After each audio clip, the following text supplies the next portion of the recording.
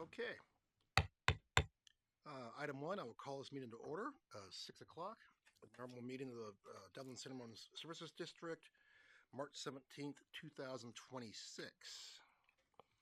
Let's move on to item two. Pledge the flag, please. I pledge allegiance to the flag of the United States of America and to the republic for which it stands, one nation, under God, indivisible, with liberty and justice for all. Thank you very much. Roll call, please. Director Goel, Present. Director Duarte, Here. Director Von Heater Leopold, Here. Vice President Govinda Rao, Here. President Halkett. I'm here. Excellent. Item 4A, special announcements and activities. I believe we have a new employee introduction. We do. Good evening, President Halkett, members of the board. I am pleased to introduce John Wunderlich as our new Assistant General Manager over Finance and Administration. In his role, John will oversee directly the Administrative Services Divisions and the Finance Director. And John's first day with the district will be on Thursday, March 19th.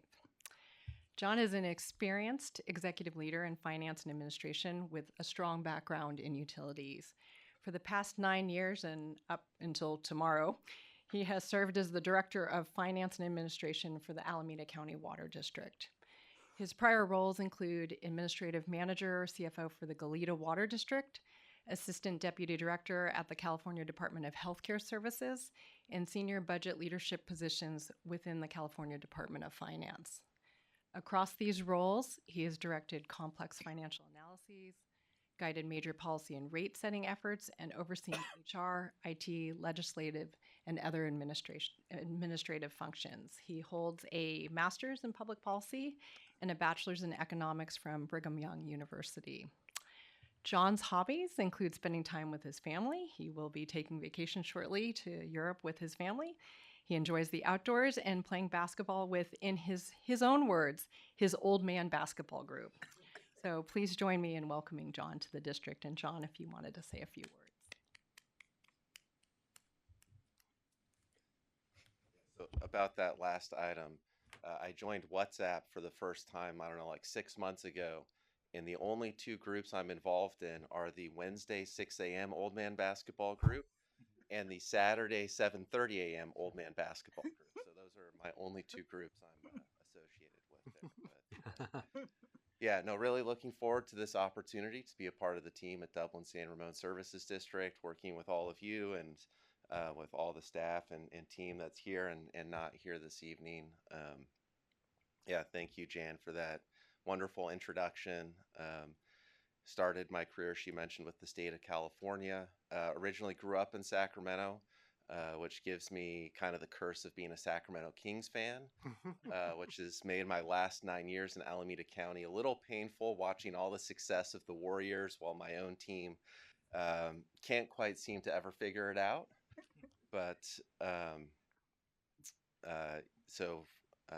but yeah, for the last 9 years, I've been at the Alameda County Water District, 12 years total in the water utility business. And yeah, just really looking forward to joining the team. And I don't know if there's any like questions that anybody has or anything, but yeah. I don't have a question. I just have a comment. We've heard some great things about you. So welcome. You're going to be quite busy. I'm sure I will be, and I can let you know also. I just about an hour and a half ago finished my last committee meeting there with John Weed and Paul Sethi, and Paul says he looks forward to seeing you Thursday evening. Right. Thank you. Anybody else? Welcome. Welcome. We're looking forward to working with you. And I plan to just hang out and kind of observe things tonight and Catch the vibe and see. Jan did mention some upcoming vacations, so I'll be going to Europe with my son, who just recently turned 18, over his spring break, and I'll fly back on a Monday, and then I'll see you officially for the first time as an employee at the next day at the first board meeting in April. So Awesome. Hopefully I'll still be awake and have plenty of energy for that one. That's pretty cool that your son wants to go with you to spring break. Yeah. Well, going to see Germany and Italy is a big part of the motivation. But Excellent. I have Well a safe done. travels. yeah, All right, thank you. welcome. Welcome. All right. Item 5, public comment. I don't see any public, and I have no blue cards. Are we No speaker cool? cards. Okay, I think we're okay here. I'll move on to item 6, agenda management. No recommended changes. Unless anybody else has an objection, we'll go straight through. Excellent. Consent calendar. The matters listed on the consent calendar are considered routine or taken as a whole unless somebody wants to pull it, either the public or a board member. I'll pause for a second. Anybody want to pull anything? Going once, going twice, 3 times. Okay, do I have a motion for the consent calendar? I'll move approval. I'll second. Got a motion and a second. All in favor? Aye. Aye. 5-0. Okay, item 8A, board business. Public hearing. Receive presentation on job vacancy rates for the district in accordance with Government Code Section 3502.3.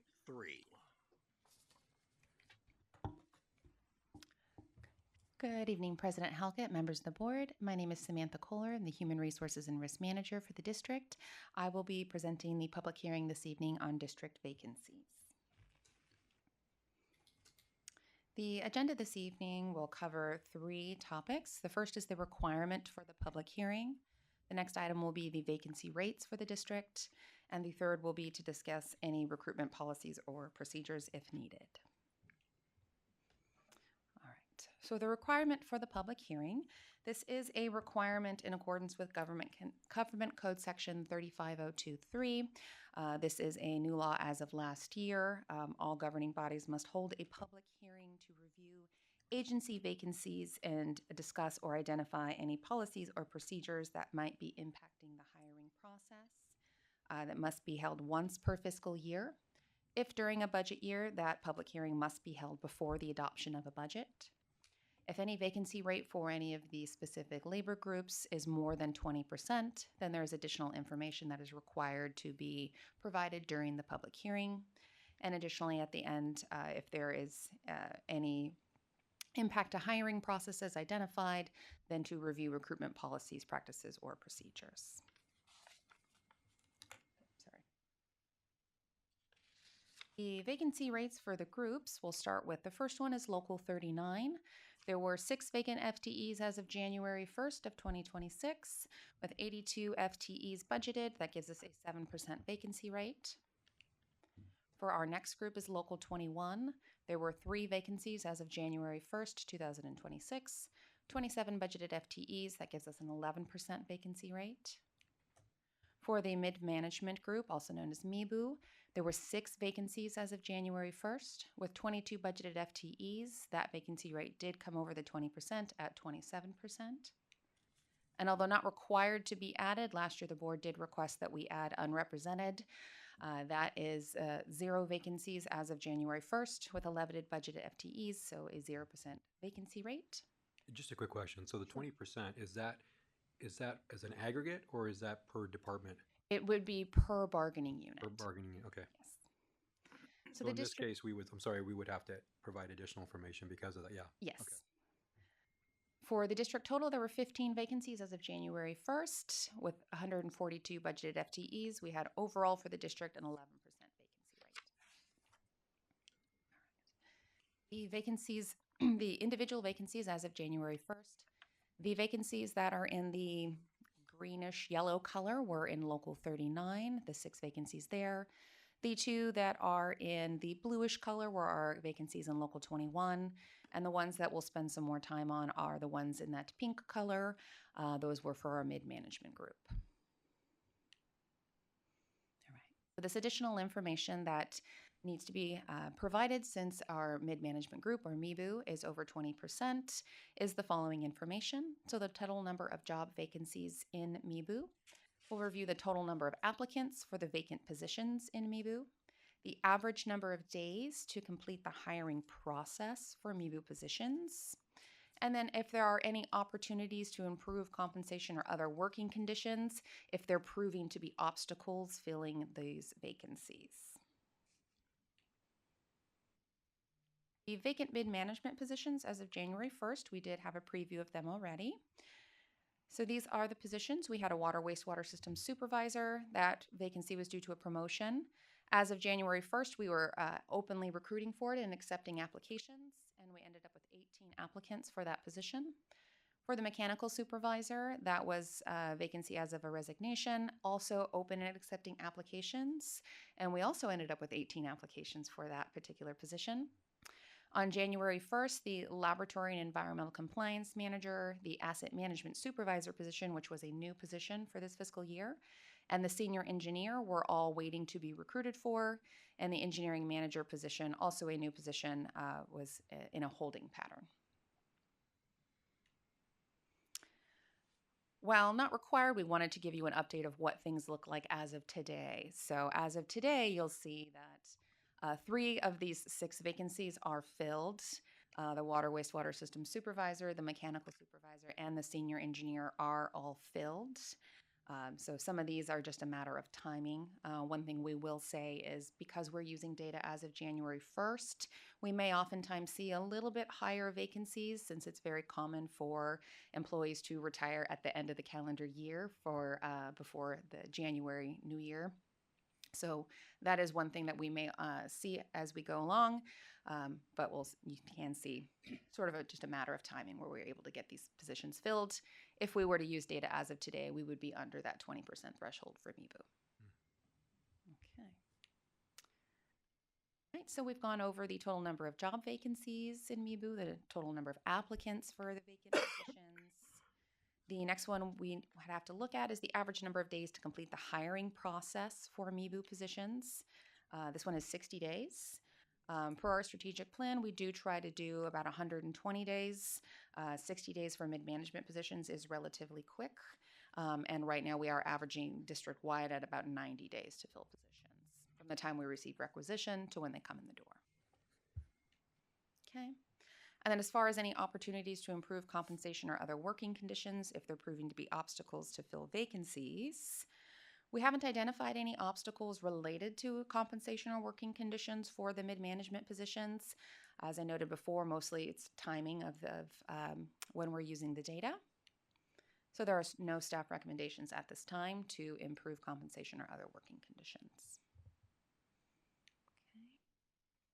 Finally, the last piece of our agenda here is to review any recruitment policies or procedures if they're proving to be impacts or obstacles in our hiring process.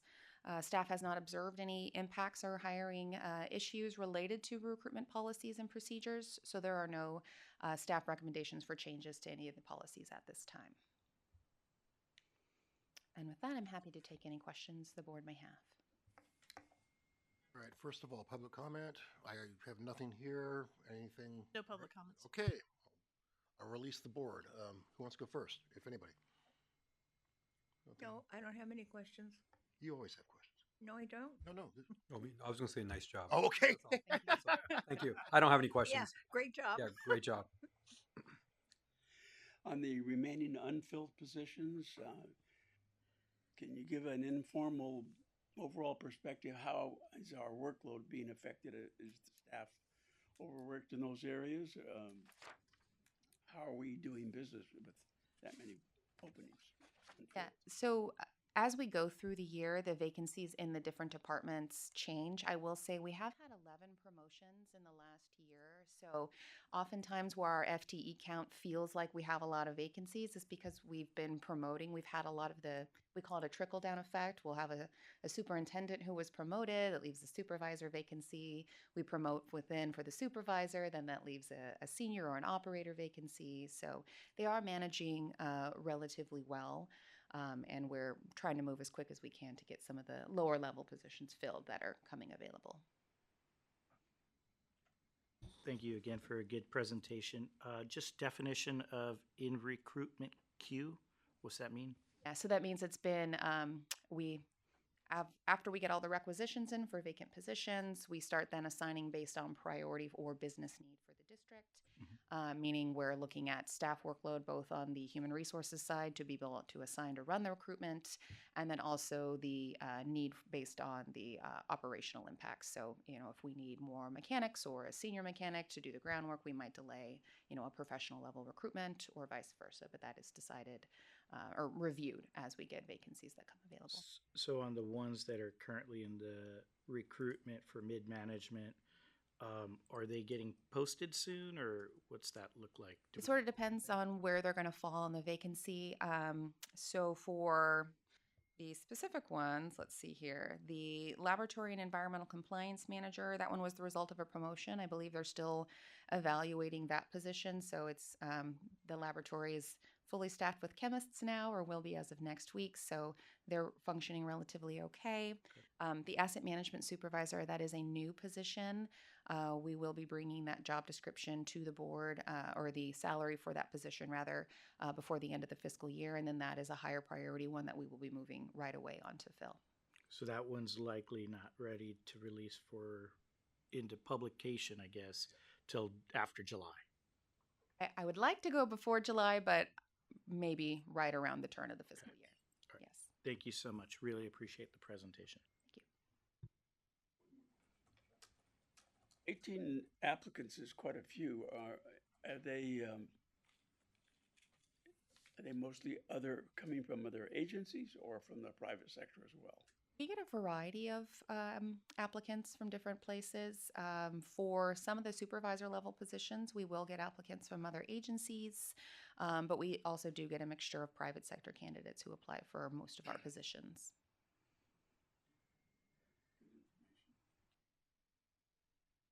Well done, thank you. I think we've exhausted this topic. No action required, right? Or do you have to receive this thing? Nope, all right. Then we'll move on to 8B. We're going to receive a presentation and support the proposed DERWA operations and maintenance budget for fiscal year 2027. Receive a presentation and support the motion. Good evening, President Halkett, members of the board. I'm Dan Gill, the district's operations director. This evening, I will be presenting on the proposed fiscal year 27 DERWA operations and maintenance budget. The DERWA Recycled Water Program, originally formed in 1995, is a JPA between the Dublin San Ramon Services District and the East Bay Mud Utility District. We provide critical irrigation supplies to the Tri-Valley area. First recycled water deliveries began in 2006. The system has been expanded greatly, as you can see with the distribution map there, and we're now at the 20-year anniversary mark, which we'll be doing a small celebration in a couple months. As for DSRSD, our role in the DERWA JPA is to operate and maintain the system, that being the operation of the recycled water treatment plant and the operation of the recycled water distribution system. We also do the preparation of the O&M budget as well. With respect to budget authority, the DERWA board is the authority. They approve or adopt the DERWA budget. For the DSRSD board, staff prepares the O&M budget for your support. And the reason why we bring it to the DSRSD board before the DERWA board is it's a pretty big line item. It is a lot of resources from DSRSD to do the O&M. So we would like your support before we bring it to the DERWA board. So this table shows the proposed fiscal year 27 O&M budget.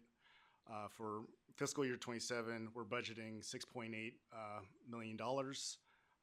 In 2026, we budgeted nearly $6.5 million. And our actual expenses for the fiscal year 25 were just above $6 million. So the $6.8 million is about a $367,000 increase, or 5.6% increase from the fiscal year 26. In the next slide, we break it down by expense categories. So those categories are in the leftmost column there.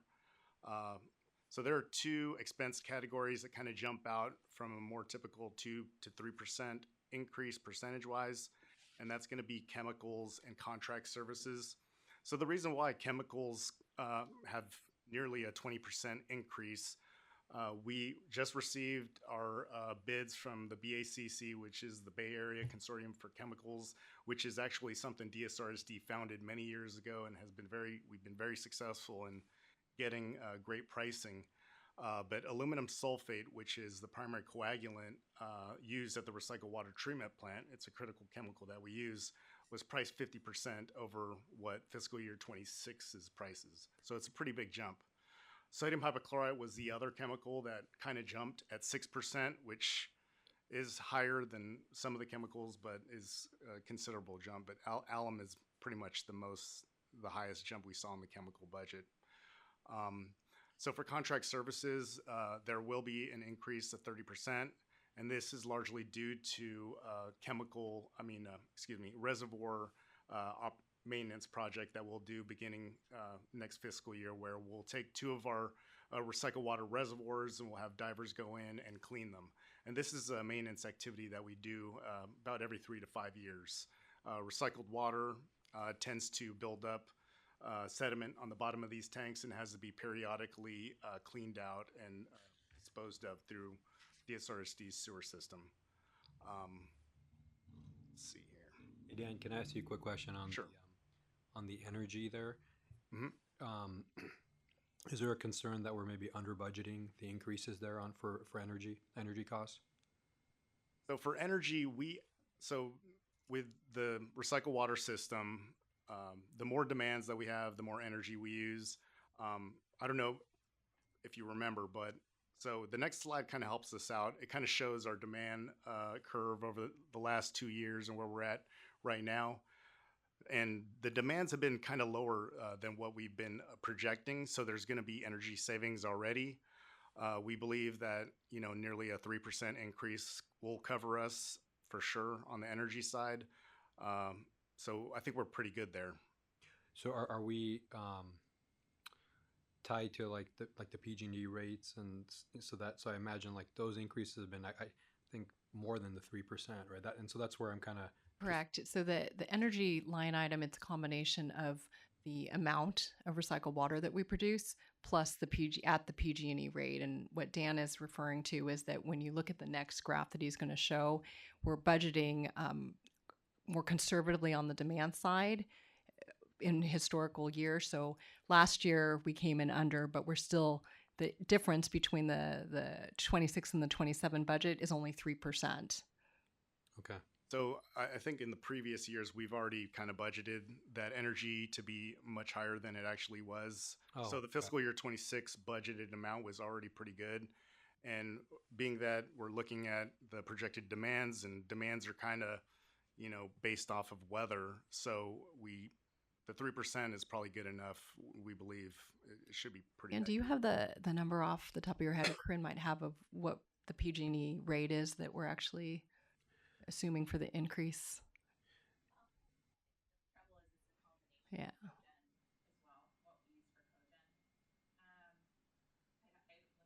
We can get back to you, but it's quite significant what we've built in for PG&E increases for So in the DERWA. previous years, we budgeted a lot higher. So our Correct. actuals were a lot lower, is what you're saying? Yes. Okay, so that's why the increases were just a small. Okay, got Correct. it. Thank you. So this chart is actually the same chart in the GM monthly report, which was included in the board packet this evening. So this is a graph of the monthly DERWA recycled water production from 2024 through February of this year. And as you can see, the fiscal year 25, calendar year 25 recycled water production was just a little bit under 24s. And it's highly weather dependent. If we have a really warm March, we could have a cold April or May. Weather kind of shifts in the Bay Area pretty significantly in these early months of the season, which can really impact our recycled water production. So I just want to point out that, there is a range that we're trying to plan for, and it could move based off of the weather. For recommendations and next steps, staff recommends the Board of Directors support by motion the proposed DERWA O&M budget for fiscal year 27. The DERWA Board of Directors will consider adoption on April 27th of this year in a couple months, and DSRSD mid-cycle adjustment may be necessary if needed after they approve that budget. That concludes my presentation. I'm here to answer any questions that you may have. I have nothing from the public. Nicole, anything? Nope. No comments. Okay. I think we started on this side last time. Ed, anything? Piece of cake? No questions from my side either. No questions. Just one quick question, since he said always ask a question. I do too. So just this is more of a clarification. So part of the budget, so DSRSD would be contributing 70%. Is that correct with the budget breakdown? Okay, that's all. Thank you. We also get 70% of the revenue, basically, right? Yeah, so Right. it should wash. One kind of, because it's a new thing to me. Yes.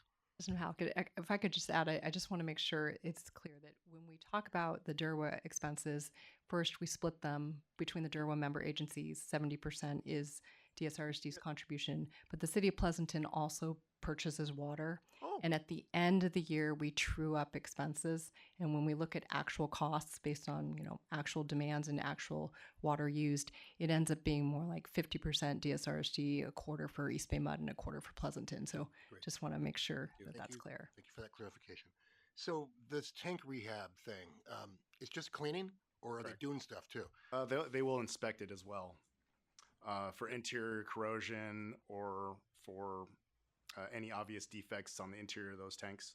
Divers actually will go in and New coatings or anything, or just inspect and clean? We'll get a full report from the diving company, as we did with the drinking water reservoirs, as well as photos and recordings of any type of corrosion that may necessitate maintenance. Because Ken knows where I'm going with this. I mean, something you do every 5 years that involves fixing things. I'm surprised it's not capitalized, but now that you explained it better, I'm getting it.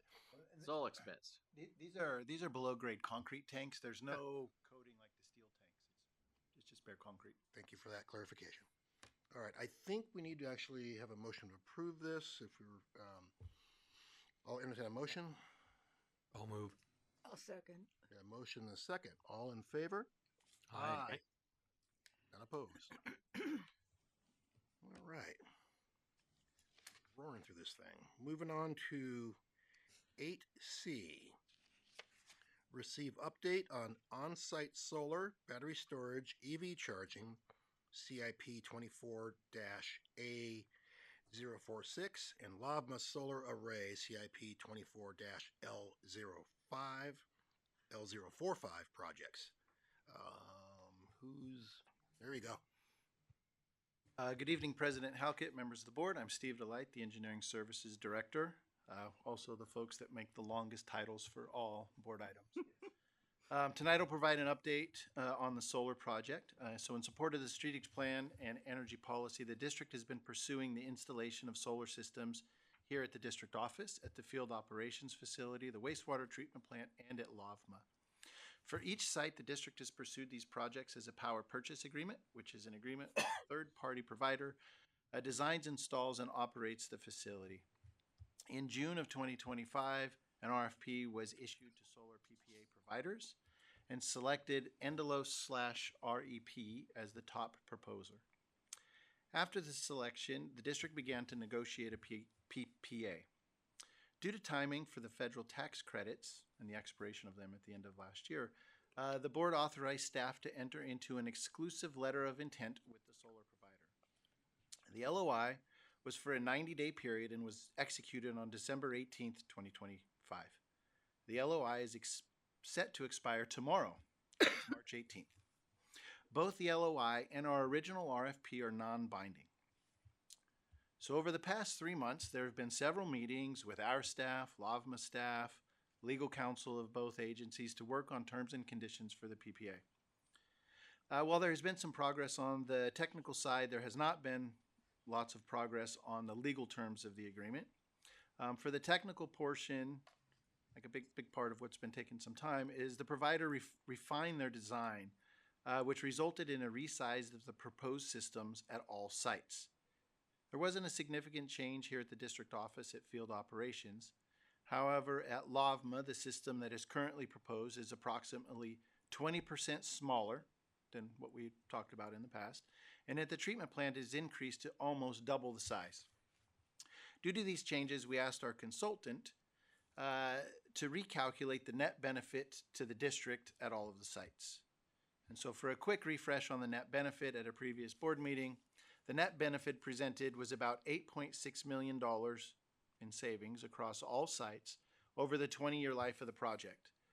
With the new size, the net benefit across all of the sites drops to approximately $7.4 million. About $1.6 million of it would be at LAVWMA and about $5 million at the wastewater treatment plant. The most significant difference is at the plant. But upon further review, the majority of that benefit is due to an Option S rate switch at both sites, which allows the district to change its rate structure with PG&E. In fact, without the Option S, I don't know why I can't say that easily. Without the Option S rate switch, the net benefit goes to zero at the wastewater plant. This rate switch is available due to adding the battery that was part of the project, not necessarily due to the solar project. We are also far enough along with the cogen project to know that the district can still get that rate switch as part of the cogen project, which is also planned to add a battery. Another factor is the numbers I just mentioned assume that the project goes perfectly and there are not any unforeseen issues during construction. The net benefit would be further reduced if change orders pop up during construction. Considering the risk that could come with the project and the reduced potential benefit to the district and at LAVWMA, staff recommends to let the non-binding letter of intent expire. Based on meetings with LAVWMA staff, they also agree with this recommendation. While this is potentially the end of the chapter of this part of this chapter for solar, staff will continue to evaluate options that may come up in the future. This concludes my presentation, and I'm available if there are any questions.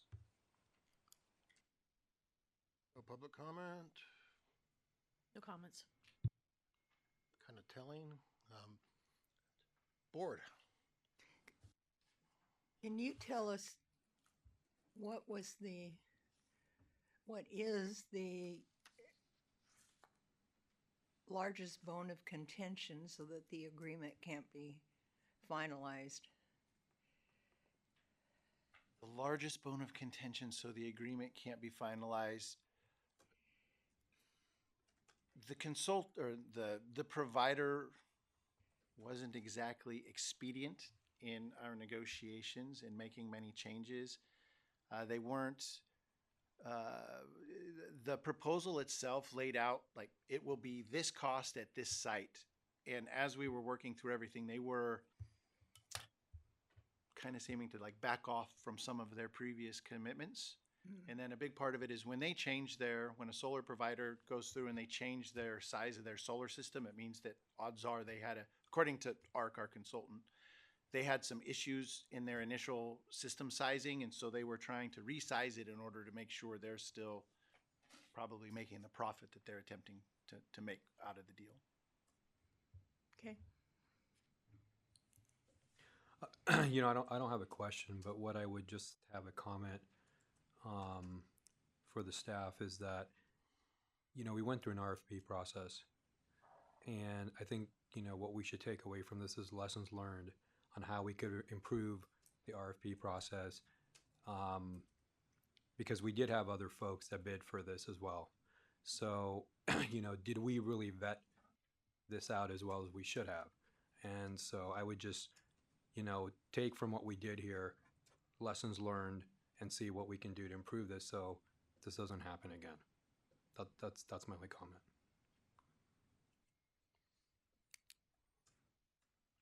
This side. Seems like there's going to be a lot of factors that can affect the overall net benefit to the district. Not the least of which would be change orders in during the construction.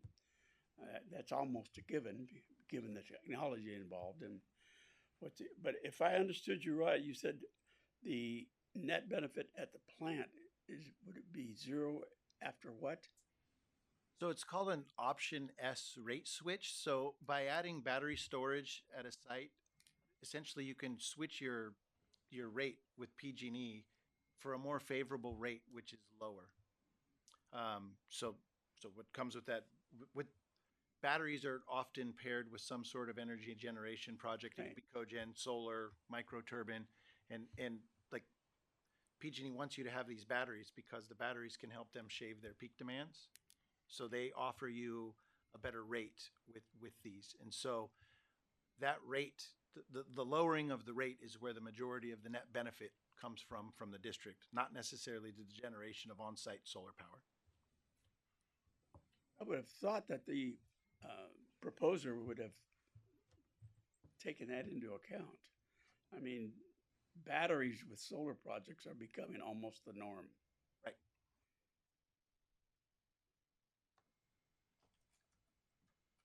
Yeah, I have concerns too about the viability of. So I hear both directors over here, and I'm just going to share maybe my feedback. I'm going to go out on a limb here. The RFP started in June, and there were already concerns on the potential viability of the solar project. Procurement went through with a consultant on board supporting staff in order to ensure industry expertise, viability of the procurement, evaluation of the proposers, and they went down that process. So they did try to implement lessons learned. So I don't want the takeaway to be that staff didn't do a good performance on their procurement. They had to follow government code as well. And they did the best they could do. One thing that hit us in the midst of the negotiations were the T's and the C's. There were some issues on the T's and the C's that were changed after the so-called intent to award. And then also the looming issue of the tariffs. So there's a lot of things that this particular procurement ended up facing that was not predictable, but I also believe staff took the necessary steps in order to ensure that the procurement was done as best as it could. So I'm not sure that there's going to be a lot of typical lessons learned because this was a very atypical thing. And, you know, I think that if we had to inquire about that, we probably need to inquire with our consultant that supported the procurement effort, and I don't believe they're present. That's just kind of my fair share of stating it. I know in other procurements around the nation that are tied to electricity, solar, energy storage, the solicitations are running at least 30 to 45% higher. So, could I just comment on that? So I wasn't at all suggesting, just for the record, I wasn't suggesting that anyone did a poor job. But what I think it's always important, it's imperative that after the process is, you know, wherever we're at today, we should always go back and look and see if there's an opportunity for doing things as from a lessons learned. I think if we don't, that's kind of shame on us. And I think it's important for us to always look at that and you know, and maybe everything was done correctly, but if we don't take the time to go back and reevaluate, then we could be in the same situation with some of those pitfalls down the road. So that's all. So that was what I was, but I was not trying to at all imply that the staff didn't do a good job. Well taken. I think I get the last word because I'm president. I have a few here. You all know I was in the solar industry for well over 10 years, and even today it's the wild, wild west. So this outcome is not surprising. We try again a little later, maybe when the political climate's a little more favorable. Next time we do this, I would have a suggestion. It's just a suggestion that we build into our CIP doing this asset ourselves. PPAs are just historically really difficult financial arrangements. The people you hire to build the thing, they're going to have change orders. It's going to be painful to get in, and then suddenly they sell it to somebody else, and the guy's got a pickup truck and a beat up Ford trying to service your plant. So I might be speaking out of turn, but I'm actually kind of glad this thing might be falling apart. The other thing that tells me that's telling is the other guy's not here. They're about to lose a project, and I don't have somebody from the other party on open mic night trying to, tell us why we shouldn't be, taking this action. To me, that's telling. The last thing is, as we slot these various projects, cogen is something that we control. We've already budgeted it. If we can get the better PG&E rates through the cogen project, it seems to me prudent to forge ahead there, and we'll slot solar in later and maybe not even try to do it. LAVWMA is a tough site for solar. Maybe we just load some panels up in our own facilities later. I'm trying to sign Dan up to maintain them. I apologize, but you hose them down a little bit and check the inverter once a day, and that's about it. That being said, do we have an action here or just this letter? No action required. No action. Anything else from the board? Okay. Levi, I know you need to manage your board through this once, and I'll be at that meeting. I'll help you out. All right. Then that's about it, I think, on that item. Okay. This must be engineering because it's an entire paragraph. Try to get it shorter. All right, I'm going to start. I got a Reuben sandwich waiting at home. I want to get this thing through. All right. Approve amendment to capital improvement program to increase wastewater treatment plant HVAC replacements project, CIP 22-P010, budget award construction agreement to Blocka Construction, Inc., authorize construction change order contingency, and authorize amendment to consulting services agreement with Robelin Construction Management Services. Recommended action approved by resolution and approved by motion. Staff. Good evening, President Halkett, members of the board. Once again, I'm Steve Delight, the Engineering Services Director, and tonight I'm presenting several related actions for the wastewater treatment plant HVAC replacements project. This project replaces HVAC equipment across multiple buildings at the wastewater treatment plant, including Building A, which houses our administrative operations and laboratory functions. Much of the equipment is beyond its useful life. In fact, some of it's already broken. And these upgrades will significantly improve reliability and energy efficiency. The project was previously bid, and due to various issues with the bid, all bids were rejected. Staff and our design team refined the scope. Changes included adjustments to the controls retrofit approach. We completed the DERWA related portions, and we pre-purchased the chiller for Building T due to long lead times. We re-advertised the project in January, and we received 2 bids. The lowest bidder is Blocka Construction at just over $4 million. The bid contained no irregularities. Because this is a complex retrofit in an operating facility, we are also recommending a 5% change order contingency to address potential unknowns during demolition and during integration of the new system with the existing infrastructure. Due to market volatility, increasing construction and material costs, and particularly high costs for electronic equipment, the overall project costs are higher than originally estimated. To complete the project, we are requesting a budget increase of $550,000, bringing the total project budget to $5.78 million. This increase is fully funded by the Regional Wastewater Replacement Fund, and no changes are required to the adopted 26-27 Wastewater Replacement Fund budget. We are also requesting authorization to amend the Construction Management Services task order with Robelin Construction Management Services. Their construction management scope will provide inspection, contract coordination, and oversight throughout the construction process. Staff recommends approving all 4 items listed in the staff report. Completion of construction is expected by March of 2027.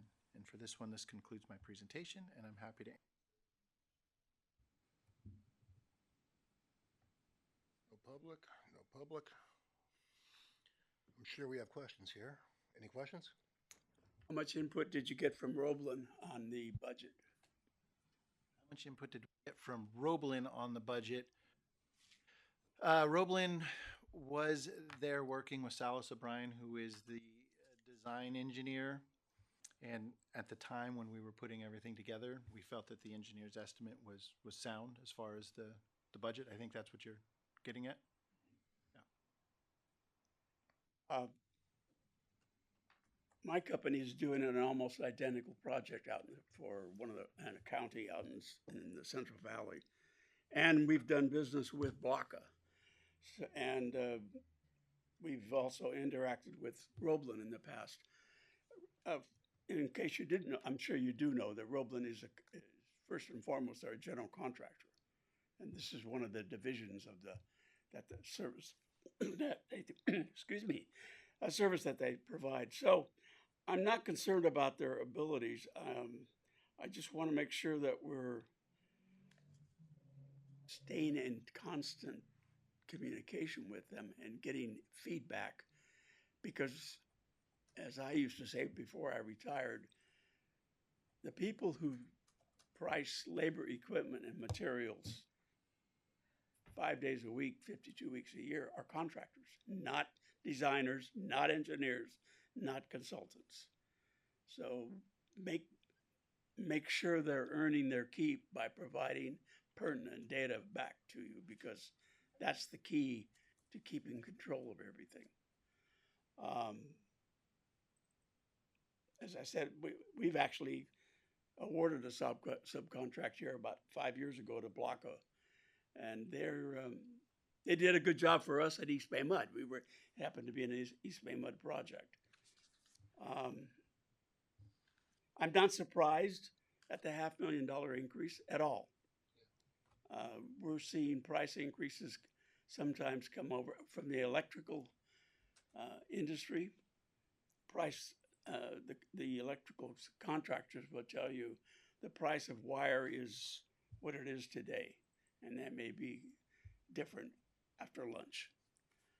It's a fact we're having to live with, and it's before Trump. It's the last 10 years easily. So just some commentary on my part. Very much. I concur with everything you said, and well, almost everything, except I don't have the experience with those contractors. But I think one of the things that kind of got my attention a little bit is you have a CM service, okay? And make sure you're using them and make sure they're holding up to the teeth of your contract. I've provided this feedback elsewhere before, not with this agency, but with another agency that I'm affiliated with. And so I'm just going to encourage you to hold to the tooth of the law and hold not only the contractor accountable, but also hold your CM accountable to hold the contractor accountable. They're your owner's rep. Okay. Again, I'm not surprised with the $500,000 increase on the budget request. I am going to observe and watch how the contingency budget's going to roll, because that to me is an interesting number you guys picked, so to say, for the size of the project. When I'm looking at your overall delivery, percentage-wise, dollar over dollar, engineering, design, construction management, and the administration, you're actually slightly below where the industry is, so that also is a little telling fact. Hopefully there's not a hidden mistake that we're going to be dealing with. And I think to kind of sort of where the director to my right, Duarte, was kind of going to was about the engineer's estimate, but constructability review is always important. And so did the CM provide any constructability feedback between the 60 to 95% design? They did. And then also between the previous bid and this bid, we went through everything trying to figure out what we could do to make it easier for the contractors to bid and to give us fair bids based on the current conditions. So what was the critical feedback between the rejected bid and the current bid that we incorporated in our scope? But we made changes to the scope. So if the original bid, there was a lot of irregularities in the three lowest bids. The biggest things that we changed was in the laboratory, there was a bunch of adjustments to the laboratory fume hoods, and by changing the fume hoods, we needed to change out all of the ducting, and we decided not to change out the fume hoods, so we wouldn't have to change out all of the ducting, which we were hoping was going to make a huge difference. The fume hoods are old, but still usable at this time. So I mean, that was one of the big things that we all identified. We could do this, and then also with the controls, we're retrofitting the controls to a newer style Siemens control that should be able to fit in with our existing Siemens control systems at Building A. So we're not changing the fume hoods. And how is that performance rating relative to the industry requirement? Oh, it's still adequate. I believe we're still changing the fans that are connected to the fume hoods to move the air. All right, thank you. My left.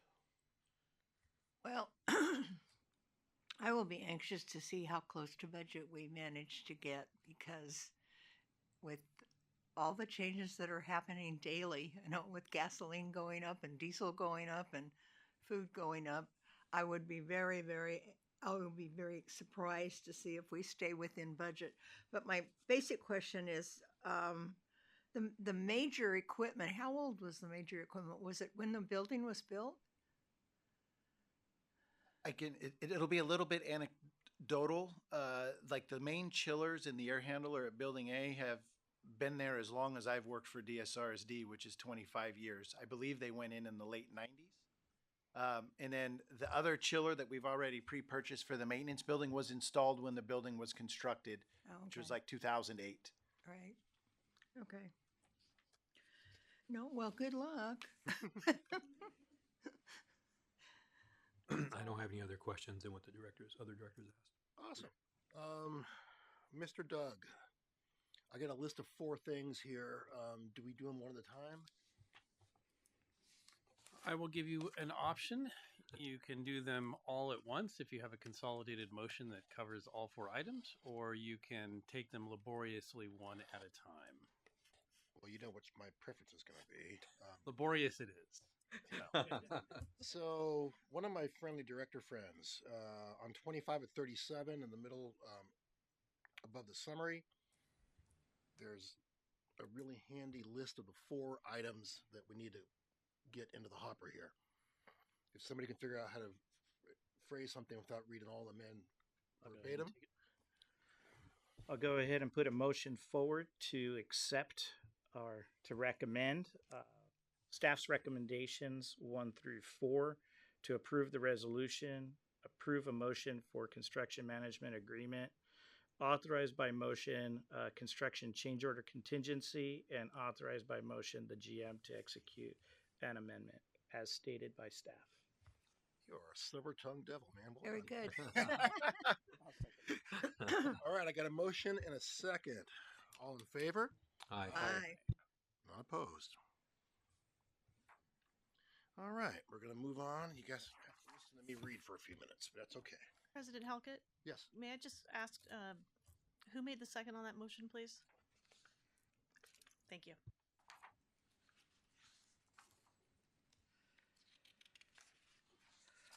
Okay. 8E. Approve proclamation honoring retiring Finance Director Kenneth Spray.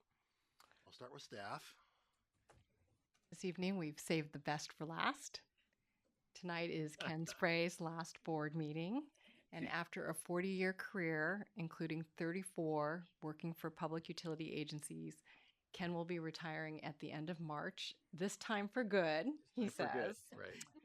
So Ken joined the DSRSD in April of 2024 as a retired annuitant to support the finance team.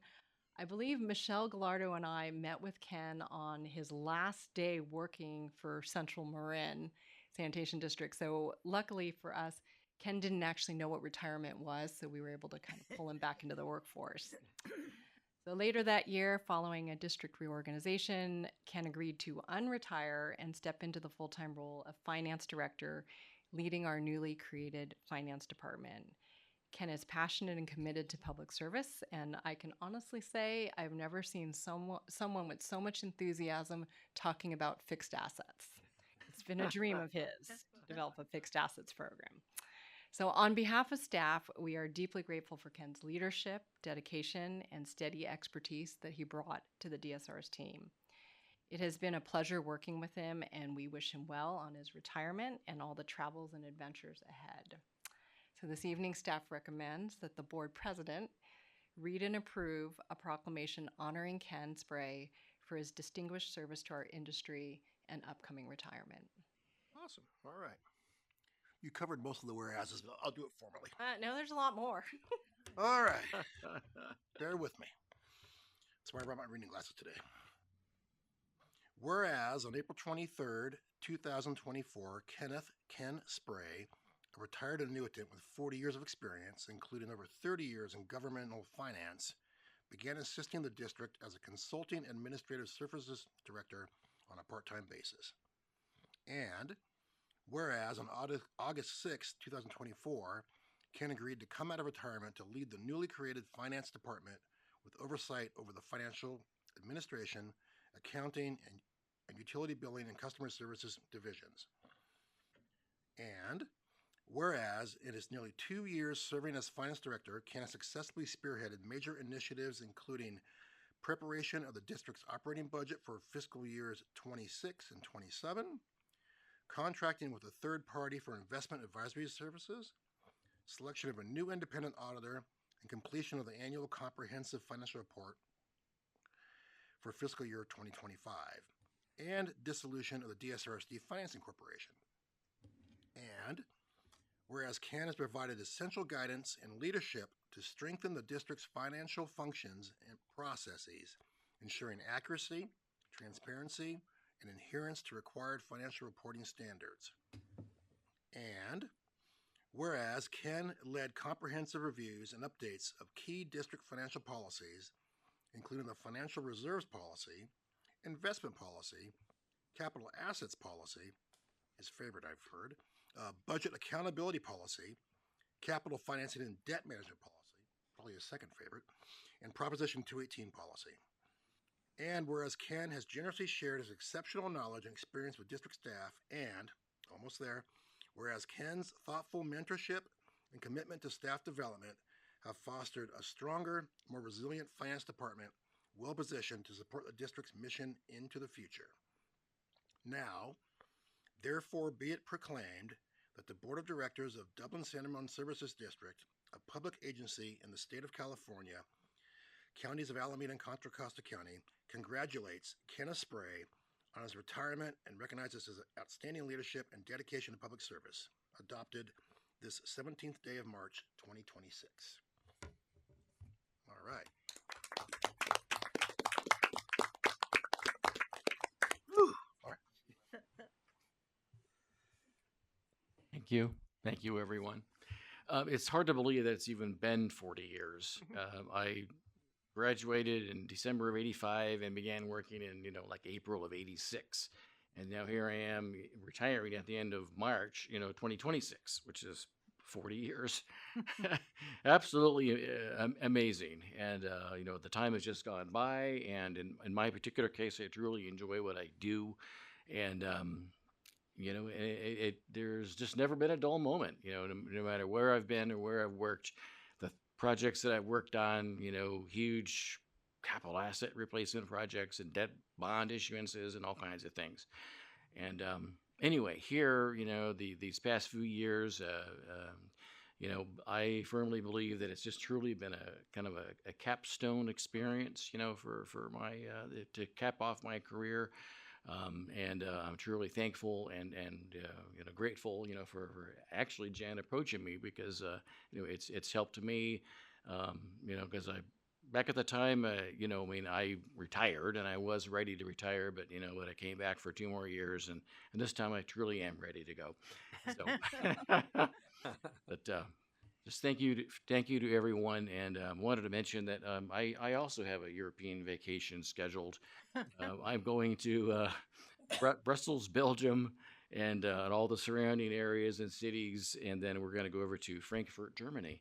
And I've always wanted to see Heidelberg University and the Heidelberg Castle, and so we have a summer vacation trip of our own, in addition to a number of just home projects that I still haven't finished yet. So I'll plenty of things to do, and we'll be, it won't be dull and boring. It'll be very interesting getting all these things done. So anyway, thank you very much, and I'm very grateful and thankful for my group, most of my group anyway, for being here and supporting me. I think it's absolutely fantastic, and thank you for being here. Well said. Anybody from the board? I do.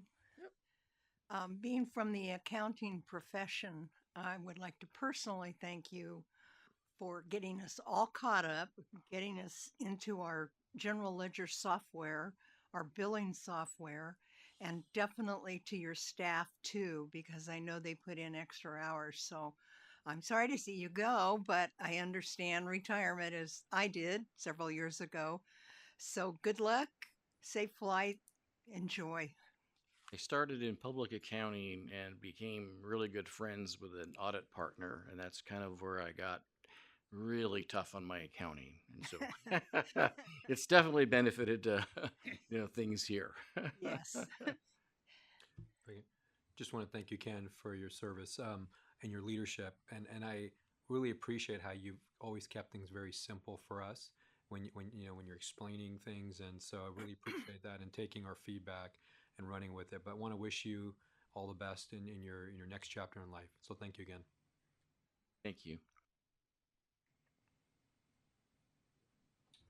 Ken, thank you again. I know my fellow colleagues here have shared quite a bit, and I come from the control side, which deals a lot with finance, and hats off to you. You pulled off a major feat in order to get us where we're at, and I know I've seen the staff kind of go from where they were at to a lot of smiles and a lot of accomplishment, and so I think that's a signature in what you're leaving as a legacy with this agency. Do have 2 questions for you guys. What's the commonality between finance and going to Germany? I mean, sprechen Sie Deutsch?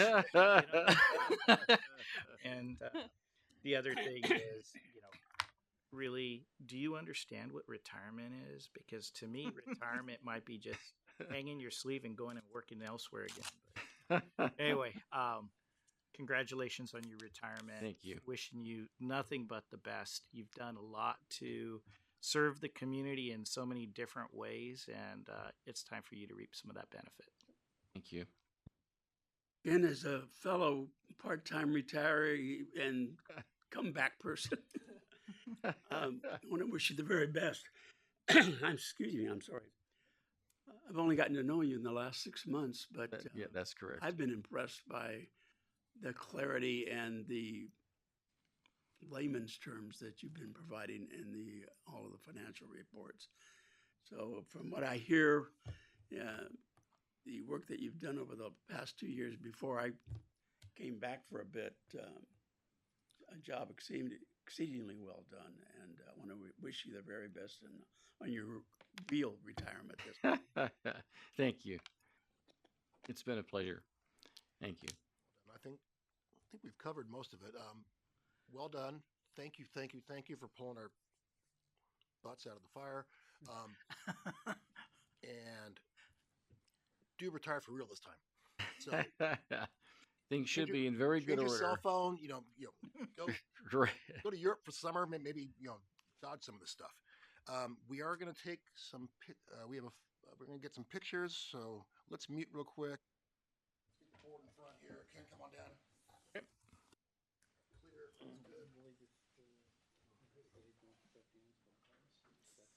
That's good. What? Huh? Okay. Okay.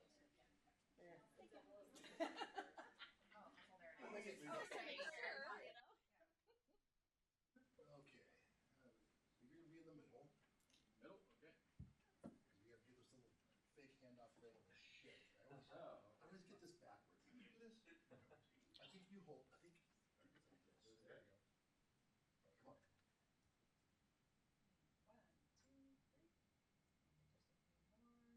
There we go. They say recycle water. There we go. Perfect. Come on. Awesome. That's yours, sir. I have one little piece of business I gotta take care of. It's legal. Thank you. We need to do the motions. It's been a real pleasure. It has for me Yes. too. Yeah. Thank you so much. Thank you. Okay, congratulations. Lori, thank you. All right. Congratulations. All right. Well done, sir. Will do. Okay, thank you. Very nice. All right, as we come back to our seats, council's reminded me that I failed to actually have us approve this thing. So I'm going to look for a motion to approve the proclamation. Approval. I was so excited to get it on camera that, Right, I get a motion in a second, here and here. All in favor? Aye. None opposed. Excellent. And that was with a loud volume too. It was. That dispenses with 8E. Now we're going to go to 9A. 9A1, all right, 9A is board member items. 9A1, joint powers, authority, and committee reports. There were none during this period. 9A2, submittal of written reports for day of service events attended by directors. Written reports are due this evening. Does anybody have any reports? I know several of us do. Got a short one. Yeah, that's right over here on the right. On March 4th, I attended the Mayor Mark Armstrong's State of the City address at the San Ramon Community Center. After the usual networking and acknowledgement of all the visiting officials, they had lunch and then the mayor made his presentation, which I thought was kind of in an interesting format, almost like a travelogue. He presented a lot of pictures about different sites around San Ramon, features that the city is very proud of. I've lived there for 45 years, so I enjoy it myself. Couple of things that he mentioned, the city, like many other cities, is having to address the issue of affordable housing and meeting the goals mandated by the state. So one of the ways that they're having to address that is the conversion and transformation of Bishop Ranch. When I moved to San Ramon, Bishop Ranch was just starting, and it has been the pride of the nation for 35, 40 years. And now to see these beautiful buildings being torn down and replaced with housing, yeah, it's filling a need, but from a personal opinion, I wonder how we're going to handle all that traffic. We have finished our Iron Horse Bridge over Bollinger Canyon Road and are applying for grants for design and construction of another pedestrian overcrossing for Iron Horse over the Crow Canyon Road. It was a nice presentation. Didn't give any specifics, unlike I think you typically hear in a mayor's address about crime and or lack thereof, budget shortfalls. Kind of glossed over all that. Just he presented. Actually, I think the main reason that he enjoys living in San Ramon. So it was a good presentation.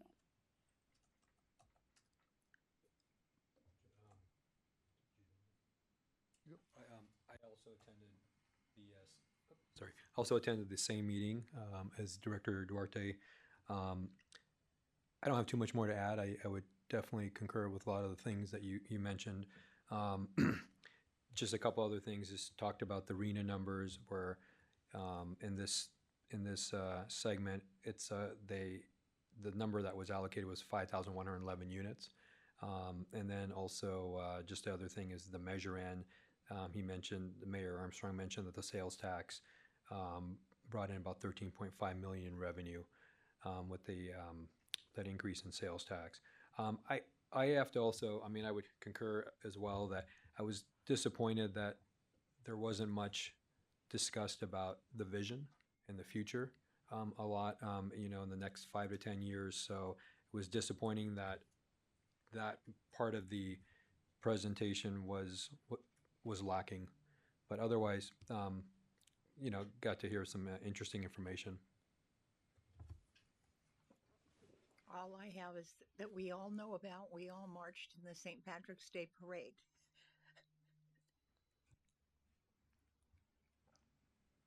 All right.